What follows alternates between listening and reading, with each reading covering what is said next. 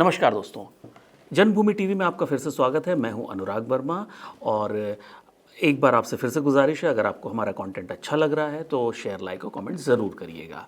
आज हम बात करने जा रहे हैं बिहार के नए मुख्यमंत्री के बारे में, क्योंकि आज अभी थोड़ी देर पहले ही बिहार में नीतीश कुमार के युग का 20 साल के बाद अंत हो गया। अब नीतीश कुमार जी स्टेप डाउन कर चुके हैं, वो राज्यसभा आ गए हैं, दिल्ली आ गए हैं और अब बिहार में बीजेपी के मुख्यमंत्री होंगे। हालांकि ऐसा माना जा रहा था कि नीतीश कुमार जी इतनी आसानी से मुख्यमंत्री पद नहीं छोड़ेंगे, लेकिन फिलहाल उनको अपने स्वास्थ्य की वजह से और बाकी जो सबसे बड़ा कारण ये रहा कि अब बीजेपी वहाँ बड़ी पार्टी हो चुकी है, वहाँ ज़्यादा ताकतवर है, तो अब वहाँ पे बिहार का मुख्यमंत्री जो भी होगा वो बीजेपी से होना था।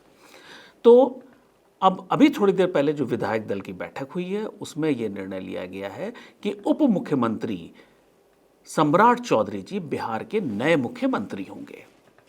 अब वो एक आध दिन में वो शपथ ले लेंगे और उसके बाद बिहार में एक तरह से देखा जाए तो नीतीश कुमार के युग का अंत हो गया और सम्राट चौधरी के युग की शुरुआत हो गई। हालांकि बीजेपी में किसी मुख्यमंत्री का युग नहीं होता है, वो सिर्फ एक तरह से केंद्र की ही योजनाओं को चला रहा होता है या केंद्र के साथ एक सिनर्जी में चल रहे होते हैं। ऐसा नहीं होता है कि वो कोई बड़ी अलग नई चीज़ कर रहे हों। जो विधायक दल की बैठक हुई उसमें शिवराज सिंह चौहान जी ने विधायक दल की बैठक के बाद उनका नाम अनाउंस किया। अब ये बड़ा इंपॉर्टेंट है क्योंकि बिहार में कभी भी बीजेपी का इतना बड़ा कोई बहुत रोल रहा नहीं, तो इस वजह से एक चीज़ बड़ी इंपॉर्टेंट है जानने वाली कि आखिर सम्राट चौधरी जी हैं कौन, जो अगले कुछ सालों तक बिहार के मुख्यमंत्री रहेंगे। अगर मैं बताऊं आपको तो ये मुंगेर ज़िले के रहने वाले हैं और सम्राट चौधरी जी का जन्म 1968 में हुआ था नवंबर में, यानी उनकी उम्र करीब 58 साल की है। तो इस दृष्टिकोण से देखें तो इनका राजनीतिक कैरियर अभी बहुत लंबा है और ऑलरेडी उनका राजनीतिक कैरियर करीब 36, 37, 38 साल का है। सम्राट चौधरी जो हैं वो कोयरी जाति से आते हैं, ओबीसी, ये कास्ट ओबीसी का एक वो है कोयरी कुशवाहा, और नीतीश कुमार कुर्मी। तो ये समीकरण को वहाँ पे लवकुश समीकरण कहा जाता है। ये ओबीसी वर्ग में यादव के पैरेलल या यादव की टक्कर में एक बहुत बड़ा प्रेशर ग्रुप वहाँ माना जाता है। तो बीजेपी को ये समीकरण सूट कर रहा था, तो इस वजह से सम्राट चौधरी को लगातार शक्तिशाली बनाया जा रहा था। हालांकि 2024 में उनके ऊपर ये आरोप लगा था कि वो पूरी तरह से कोई भी वोट को बीजेपी के खाते में नहीं ला पाए थे। उसके बाद उनको थोड़ा सा नुकसान भी राजनीति में उनको उठाना पड़ा था, लेकिन वो राजनीति में अगर एक तरह से देखा जाए तो वो बहुत ही किस्मत वाले व्यक्ति हैं कि उनका हर सही गलत कदम जो है उनके फेवर में ही जाता है। तो वो उसके बाद भी वो 24 में उनके ऊपर ये आरोप लगा, लेकिन उसके बाद भी वो राजनीति में चमकते ही गए और अब मुख्यमंत्री बन गए। ये बहुत ही प्रोमिनेंट, बिहार के बहुत प्रोमिनेंट राजनीतिक परिवार से आते हैं। इनके पिता का नाम था शकुनी चौधरी। शकुनी चौधरी जी 7 बार एमएलए रहे और सांसद भी रहे, बड़े बड़े हैवी वेट नेता रहे। और इनकी माँ जो है वो भी एमएलए रही। इनके फिलहाल 2 बच्चे हैं और इनकी पत्नी भी राजनीति में एक्टिव है, यानी राजनीति में एक्टिव वैसे नहीं, लड़बड़ नहीं रही है, लेकिन इनके चुनाव प्रचार में जाना, इनकी चुनाव की कमान संभालना, ये सब काम वो करती हैं। अगर इनको बताया जाए तो इनकी जो है राजनीति की कहानी बड़ी फिल्मी है। जैसे मैंने बोला, ये हर बार इनके कुछ भी ये करे इनके फेवर में चला जाता है। और इनकी राजनीति में जो असली जो है इनकी जो ग्रोथ हुई है वो सुशील मोदी जी के मृत्यु की बात हुई है। उनको कैंसर हुआ, उनकी मृत्यु हुई और जैसे ही वो राजनीति से अपनी बीमारी के बाद से इनएक्टिव होने लगे, उसके बाद बीजेपी में सम्राट चौधरी का कद बढ़ता गया और वो कद बढ़ते बढ़ते ये हो गया कि अब वो बहुत ही कम उम्र में 58 साल राजनीति में मुख्यमंत्री बनने के लिए मुझे लगता है कि बहुत सही समय बन गए वो।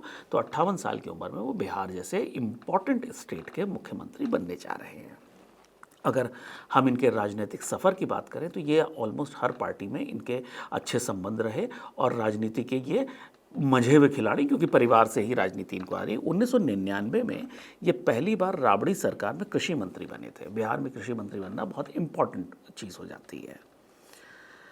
2014 में वो शहरी विकास मंत्री बने 2018 में वो आरजेडी छोड़ के बीजेपी में आए और बीजेपी के प्रदेश के वाइस प्रेसिडेंट बनाए गए। 2021 में वो फिर नीतीश कुमार सरकार में मंत्री बने। 2023 में वो बीजेपी के प्रदेश अध्यक्ष बन गए। 2024 में हालांकि उनके ऊपर ये भी आरोप लगा कि वो जो है वो कोयरी वोट को ठीक से पार्टी में नहीं ला पाए, लेकिन उसके बाद भी वो उप मुख्यमंत्री बनाए गए।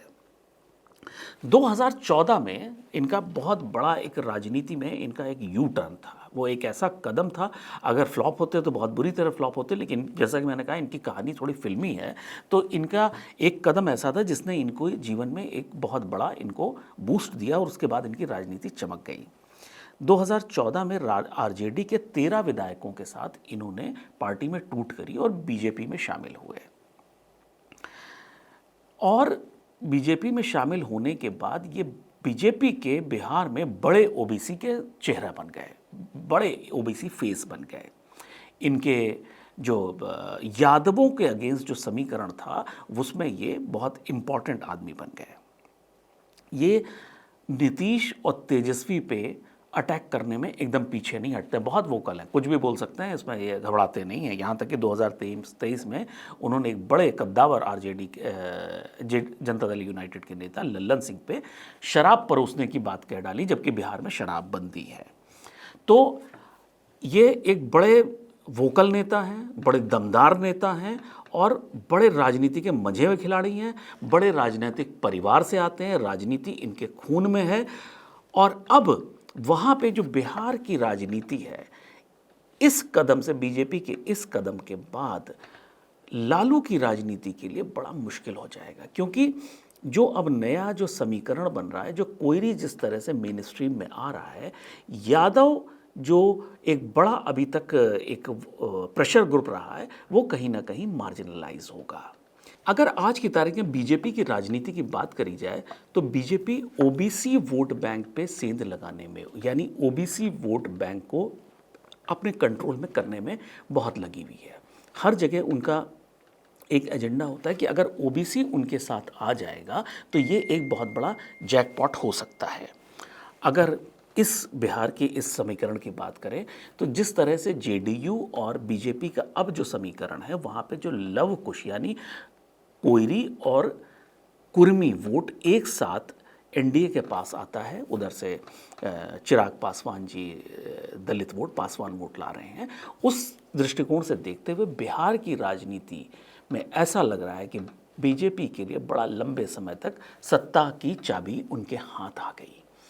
जहाँ पे बीजेपी एनडीए के पास सत्ता की चाबी आ रही है, वहीं उसके विपरीत ये आरजेडी के लिए असली अच्छी खबर नहीं है, क्योंकि उनके पास अभी भी सिर्फ वही MY समीकरण है, यानी मुस्लिम यादव समीकरण है। मुस्लिम यादव समीकरण अब उनके लिए काम नहीं कर रहा है। जिस तरह से उनको कुछ और जातियों को जोड़ना था वो नहीं जोड़ पाए, और वो जो जातियों को जोड़ के अपने साथ लाने का काम बीजेपी ने बहुत ही स्मार्टली कर लिया है। अब ऐसी स्थिति में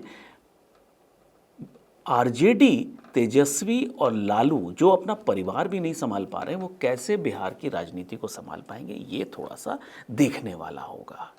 तो आज के लिए सिर्फ इतना ही। बहुत जल्दी अगले एपिसोड में आपके साथ किसी एक नए विषय पे मिलेंगे। तब तक के लिए नमस्कार।